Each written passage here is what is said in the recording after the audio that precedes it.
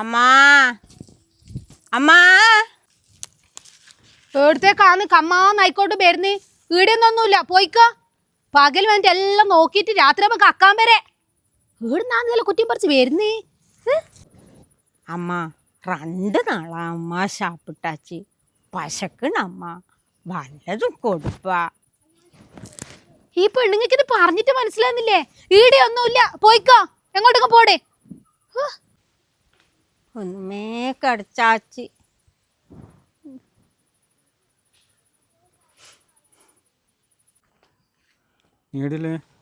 മോനെ വല്ലതും താ മോനെ. 2 ദിവസമായി ഷാപ്പാട്ടിട്ട് വല്ലതും താ മോനെ. മോനെ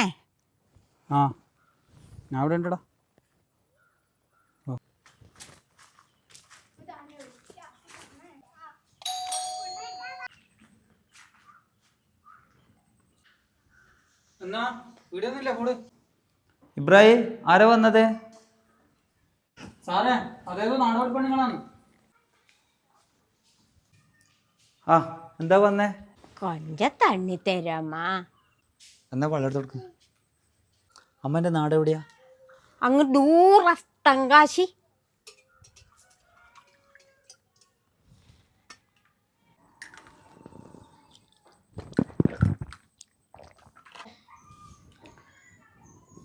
കൊഞ്ചം പൈസ കൊടുപ്പാ. ആ പേഴ്സിലുണ്ട് കുറച്ച് പൈസ, അങ്ങ് എടുത്തു കൊടുക്കും.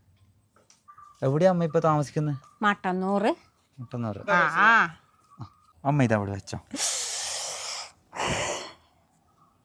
கடவுளே காப்பாத்து, നന്നായിരിക്ക്. പൈസ എത്ര ഉണ്ടായിട്ട് എന്തേ അമ്മ കാര്യം? ആവശ്യമുള്ളവർക്കല്ലേ ഇത് ഉപകാരപ്പെടണ്ടേ? സന്തോഷമായിരിക്ക്.